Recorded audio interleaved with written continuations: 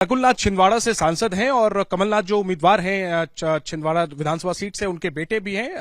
वो मतदान केंद्रों पर जा रहे थे जायजा लेने के लिए और वहां पर आपत्ति दर्ज कराई बीजेपी नेताओं ने और उन्हें रोक दिया गया। वो वीडियो हमने दिखाया। नकुलनाथ खुद हमारे साथ बात करने के लिए इन्हीं से समझते हैं। नकुल जी, वो वीडियो हमने देखा, मतदान केंद्र पर गए, अंदर जाना चाह रहे थे, बीजेपी के कार्यकर्ताओं ने रोका। पूरा मामला क्या था? देखिए, मैं जायजा लेने आज लगभग 40-45 जगह गया।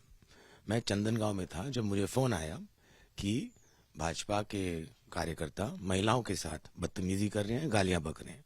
तो मैं वहां जायजा लेने गया और वहां मैं मतदान केंद्र में क्यों जाऊंगा? मैं तो वहां हर बूथ पे बार बार से अपने पोलिंग एजेंट से मिल रहा था। तो वहां के जो पार्षद हैं उन्होंने वो बदतमीजी शुरू कर दी और मैंने महिलाओं से पूछा, वार्ड के महिलाओं को, उन्होंने कहा कि वो हमें धमका रहे हैं, तो महिलाओं को गालियां बक रहे हैं। तो ये माहौल ये लोग खराब करना चाहते हैं। बीजेपी का कहना है कि आप मतदान केंद्र के अंदर जाना चाह रहे थे और इसका आपको अधिकार नहीं। बिल्कुल नहीं, मैं मतदान केंद्र के अंदर, मैं 40-45 जगह गया, कहीं भी मैं मतदान केंद्र के अंदर नहीं गया। मैं क्यों जाऊंगा मतदान केंद्र में? तो जो शिकायत आपको मिली महिलाओं से कथित बदतमीजी की, उसकी क्या वास्तविकता आपको पता चली जब आप वहां? नहीं, हकीकत सच बात है। मुझसे 4-5 महिला, जो वार्ड की महिला थी, हमारे कांग्रेस की कार्यकर्ता नहीं, जो वार्ड की महिला थी, उन्होंने कहा कि ये बीजेपी का पार्षद उनको गालियां बक रहा है, उनको धमका रहा है। उल्टा अब बीजेपी के जो उम्मीदवार हैं यहाँ, बंटी साहू, वो कह रहे हैं कि बिना अधिकार के नकुलनाथ घूम रहे हैं बूथों के अंदर और हम उन पर एफआईआर करवाएंगे। उन्होंने हमसे बातचीत में ये बात कही। मैं कोई बूथ के अंदर नहीं गया, कोई मतदान केंद्र के अंदर नहीं गया। मैं आज मतदान केंद्र के अंदर गया अपना वोट डालने, वो भी सौंसर विधानसभा के लिए। और जहां भी पोलिंग एजेंट बैठे थे कांग्रेस के, मैंने उनको सिर्फ पूछा कि क्या चल रहा है, बस सीधी बात है। अगर ये लोग इस स्तर पे उतरना चाहते हैं तो हम भी उतर सकते हैं। कुल जी, ये जो इतनी गर्मी है चुनाव में, वो उसकी वजह ये है कि ये वीआईपी कॉन्स्टिट्यूंसी, आपके पिताजी यहाँ से उम्मीदवार हैं। बीजेपी के उम्मीदवार ये दावा कर रहे हैं कि वो इस बार जीत दर्ज करेंगे, यहाँ पर कमलनाथ नहीं कमल जीतेगा। आपको क्या इस पर कहना है? बिल्कुल कमलनाथ जी जीतेंगे। भारतीय जनता पार्टी बौखला गई है, घबरा गई है, डर गई है, इसलिए इस प्रकार के नाटक ये कर रही है। पूरे प्रदेश में शुरुआती जो 2-3 घंटों के जो मत प्रतिशत आए हैं, तकरीबन 25% के आसपास पोलिंग हुई है। क्या रिपोर्ट्स आपके पास आ रही हैं और किस तरह का फीडबैक आ रहा है अगर हम सीटों के लिहाज से बात करें? 9 बजे तक 25% वोटिंग हो गई थी पूरे स्टेट में। इसका मतलब ज्यादा वोट पड़ेंगे, यानी कि भाजपा गवर्नमेंट के खिलाफ एंटी इनकम्बेंसी वोट पड़ेगा। और कांग्रेस को क्या भरोसा है आज वोटिंग वाले दिन? आप लगातार आप लोग 150 प्लस कह रहे हैं, आज आप क्या आंकड़ा कहेंगे?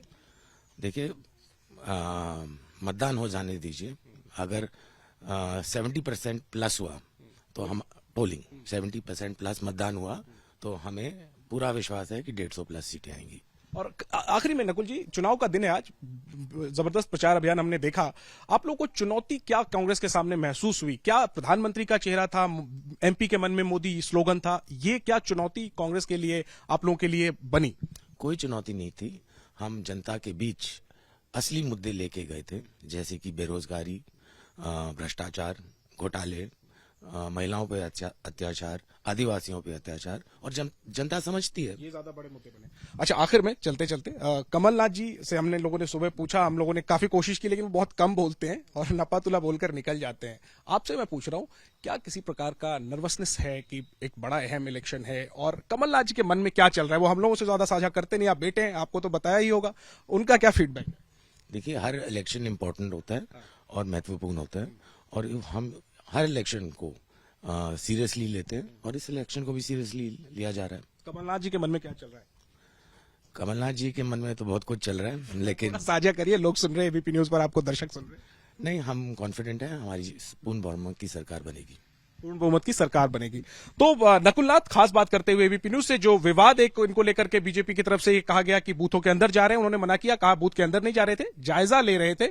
और वहीं दावा कर रहे हैं कि अगर 70% से ज्यादा मतदान हुआ, जिसके आसार लग रहे हैं, तो फिर नकुलनाथ ने दावा किया है कि जो कांग्रेस का एक लक्ष्य है 150 से ज्यादा सीटें जीतने का, वो सही साबित होगा। हालांकि जाहिर सी बात है, हमने चुनाव प्रचार में दावे देखे, आज वोटिंग के दिन दावे देख रहे, सुन रहे।